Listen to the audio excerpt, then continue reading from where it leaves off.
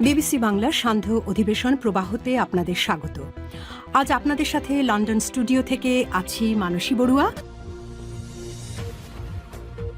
ইন্নালিল্লাহ। মধ্যপ্রাচ্যে ছড়িয়ে পড়েছে তৃতীয় বিশ্বযুদ্ধ। চলছে হামলা পাল্টা হামলা। ইরানের নতুন খাইবার মিসাইল হামলায় ইহুদিবাদী ইসরায়েলের সবকিছু তছনছ হয়ে যাচ্ছে।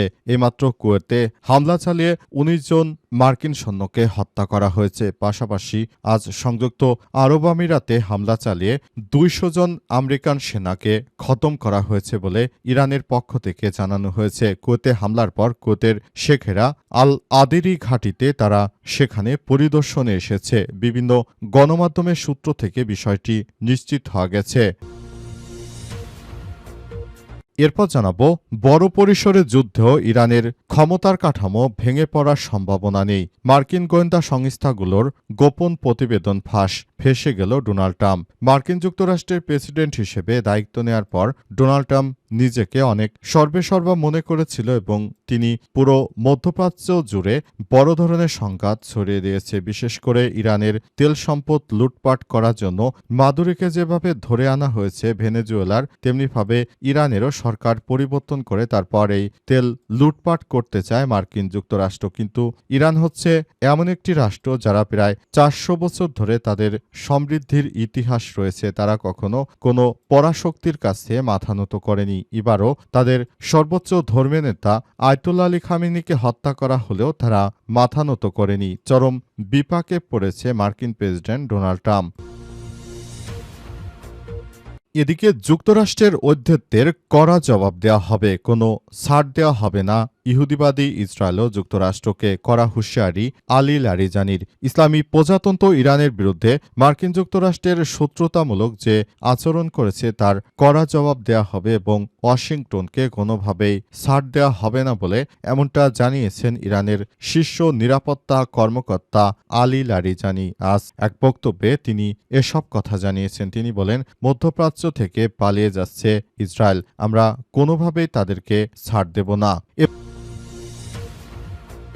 এবারে জানাবো, মধ্যপ্রাচ্যে তাৎক্ষণিক যুদ্ধবিরতির দাবি চীনের। মধ্যপ্রাচ্যে যে ধরনের সংঘাত সৃষ্টি হয়েছে এই যুদ্ধকে তাৎক্ষণিকভাবে বন্ধের আহ্বান জানিয়েছে চীন। চীনের পক্ষ থেকে চীনের পররাষ্ট্রমন্ত্রী ওয়াং ই জানিয়েছেন যে মার্কিন যুক্তরাষ্ট্র যে যুদ্ধ ছড়িয়ে দিয়েছে দ্রুত যুদ্ধ বন্ধ করতে হবে, তা না হলে পুরো এলাকা জুড়ে যুদ্ধ ছড়িয়ে পড়বে। এই যুদ্ধ তখন পরিস্থিতি সামাল দেওয়া কোনোভাবেই সম্ভব হবে না।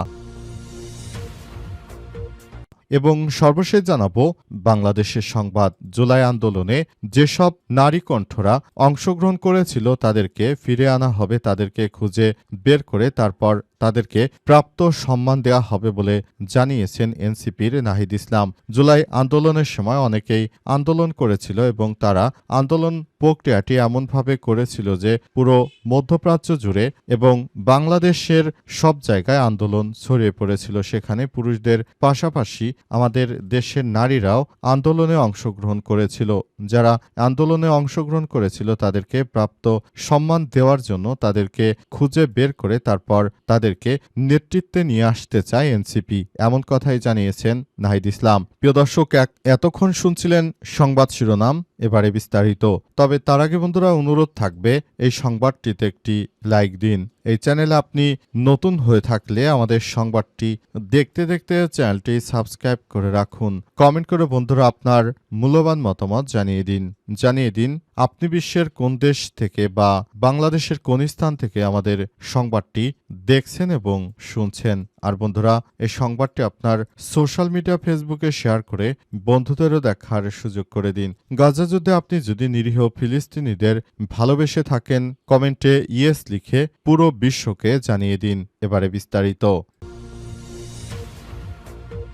আলহামদুলিল্লাহ। কুয়েতের আল আদিরি ঘাঁটিতে ইরানের ব্যাপক ড্রোন ও ক্ষেপণাস্ত্র হামলা, ব্যাপক ক্ষয়ক্ষতির দাবি। সংযুক্ত আরব আমিরাতের পর এবার কুয়েতের সামরিক ঘাঁটিতে বড় ধরনের হামলা চালানোর দাবি করেছে ইরানের ইসলামী বিপ্লবী গার্ড কপ দাবি করেছে যে কুয়েতের আল আদিরি বিমান ঘাঁটিতে তাদের ড্রোন এবং ক্ষেপণাস্ত্র সফলভাবে আঘাত এনেছে। আজ ইরানের সংবাদ সংস্থা ফার্স নিউজ এজেন্সির পক্ষ থেকে জানানো হয়েছে যে সংযুক্ত আরব আমিরাত এবং মধ্যপ্রাচ্যের কুয়েতে ব্যাপক পরিমাণ হামলা চালানো হয়েছে। হামলায় সবকিছু তছনছ হয়ে গেছে। পুরো মধ্যপ্রাচ্যের এসব রাষ্ট্রগুলোতে ইরানের একটি মিসাইল হামলায় সবকিছু তছনছ হয়ে গেছে। তারা মনে করেছিল যে আমরা ইরানের সঙ্গে শত্রুতা করে হয়তো পশ্চিমা এবং ইহুদি দালালদের ইহুদিদের পা চেটে মনে করেছিল যে তারা তাদের নিজেদেরকে রক্ষা করতে পারবে, কিন্তু যুদ্ধ শুরু হওয়ার পর দেখা গেল পুরো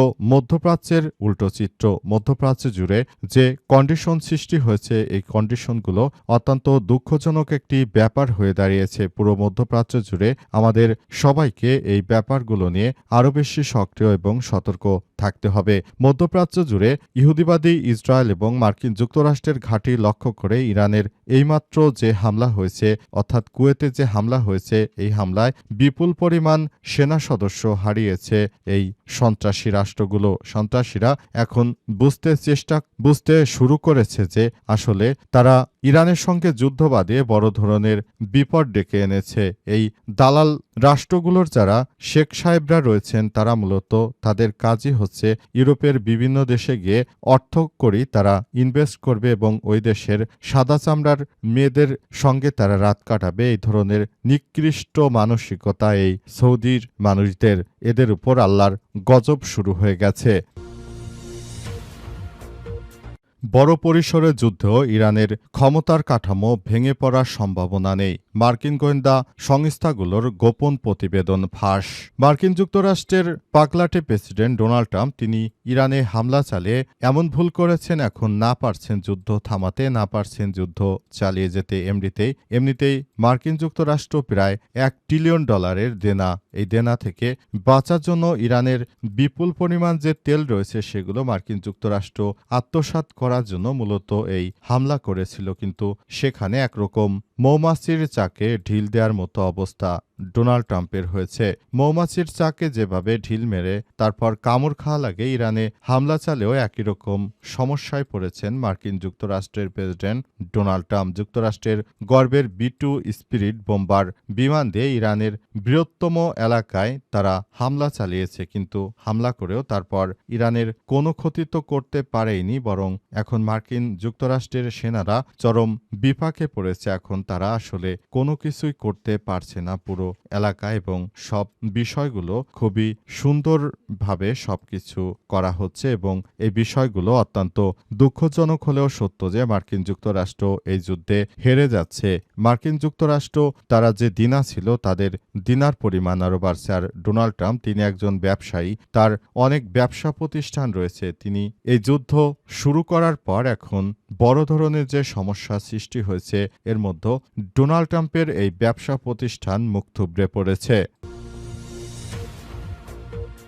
যুক্তরাষ্ট্রের ঐধ্যতার কড়া জবাব দেয়া হবে, কোনো ছাড় নয় বললেন লারিজানি। ইসলামী প্রজাতন্ত্র ইরানের বিরুদ্ধে যুক্তরাষ্ট্রের শত্রুতামূলক পদক্ষেপের কড়া জবাব দেওয়া হবে এবং ওয়াশিংটনকে কোনোভাবেই ছাড় দেওয়া হবে না, এমনটাই জানিয়েছে ইরানের শীর্ষ নিরাপত্তা কর্মকর্তা আলী লারিজানি। আজ দেয়া এক বক্তব্যে দেশটির সর্বোচ্চ ধর্মী নেতা জাতীয় নিরাপত্তা পরিষদের সচিব লারিজানি বলেছেন, যুক্তরাষ্ট্র ও ইসরায়েল সম্প্রতি ইরানের বিরুদ্ধে যে নতুন সামরিক আগ্রাসন শুরু করেছে, এর কড়া থেকে কঠিন জবাব দেয়া হবে। তারা যদি মনে করে যে তারা এই যুদ্ধ করে তারা বড় কিছু অর্জন করবে, সেটি হবে না, সেটি আমরা করতে দেব না বলে এমনটাই জানানো হয়েছে। মধ্যপ্রাচ্য জুড়ে যে কার্যক্রম শুরু হয়েছে, যে কার্যক্রমের মধ্য দিয়ে পুরো মধ্যপ্রাচ্যে বড় ধরনের সমস্যা তৈরি করেছে মার্কিন যুক্তরাষ্ট্র, এই যুদ্ধ চালিয়ে আসলে তারা কোনো কিছু করতে পারবে না। পুরো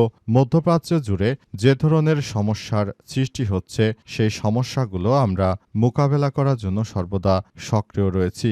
বর্তমান এই পরিস্থিতির মধ্য দিয়ে আমরা বলতে চাই যে এখনই সবাইকে আরও বেশি সতর্ক হতে হবে। পুরো মধ্যপ্রাচ্য জুড়ে যে সমস্যাগুলো সৃষ্টি হয়েছে, যে সমস্যাগুলো এখন সবকিছু তছনছ করছে, এই সমস্যাগুলো আমরা সমাধানে আমাদের পুরোপুরি কার্যক্রমগুলো হাতে নিয়েছি এবং আমরা চাই এই কার্যক্রমগুলো চালিয়ে যেতে। মধ্যপ্রাচ্যের ভিতরে ইহুদিবাদী ইসরায়েল ও মার্কিন যুক্তরাষ্ট্রের যেসব ঘাঁটিগুলো রয়েছে, যেগুলো আসলে মূল সমস্যার সৃষ্টি করছে, সেগুলো আমরা এখন থেকেই এগুলো কাঠামোগত সমস্যাগুলো সমাধান করার মধ্য দিয়ে আমরা এগিয়ে যেতে চাই বলে এমনটাই জানানো হয়েছে। লারিজানি আরও জানিয়েছেন যে মধ্যপ্রাচ্যে যে মুসলিম শাসকরা রয়েছে, তারা ইহুদিবাদী ইসরায়েল ও যুক্তরাষ্ট্রের সঙ্গে তারা তাদের এই সম্পর্ক সৃষ্টি করার মধ্য দিয়ে পুরো মুসলিম বিশ্বকে তারা ধোঁকা দিয়েছে।